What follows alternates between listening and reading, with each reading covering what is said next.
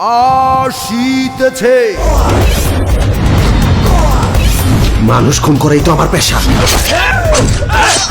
এই প্রথম প্রযোজনায় এসেছেন নারী উদ্যোক্তা হেলেনা জাহাঙ্গীর।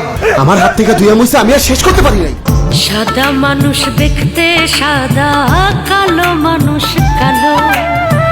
সাদা মানুষ দেখতে সাদা, কালো মানুষ কালো।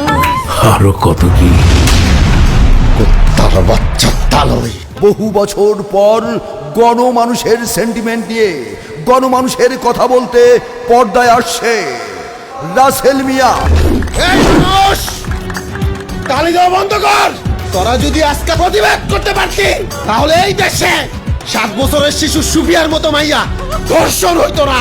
সদর ঘাটের ছবি, গুলিস্তানের ছবি, কৃষক শ্রমিক দিন মজুরের ছবি।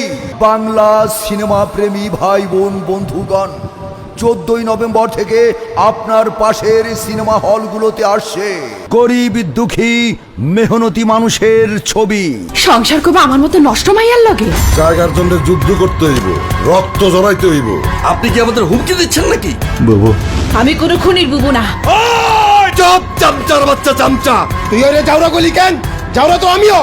কানকে পোলার কাম করে আমারে জন্ম দিয়া পালাইছে। ওরে পাইলে আমি 10 টুকরা করতাম। তুই আমার হাত থেকে বাঁচবি না।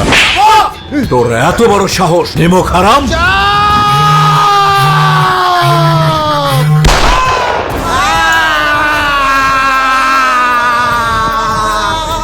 বাবা,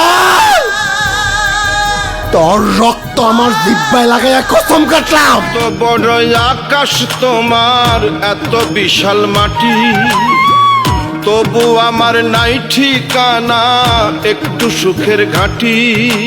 এ যেন এক প্রতিবাদী যুবকের ছবি। এই বাংলাদেশের মানুষ, এই দেশের টেলিভিশনের টক শোতে, খবরের কাগজে, সমাবেশে আপনারা বলুন জনস সন্তানদের স্বীকৃতি দিতে। 14ই নভেম্বর থেকে আপনার পাশের সিনেমা হলগুলোতে আসছে আমি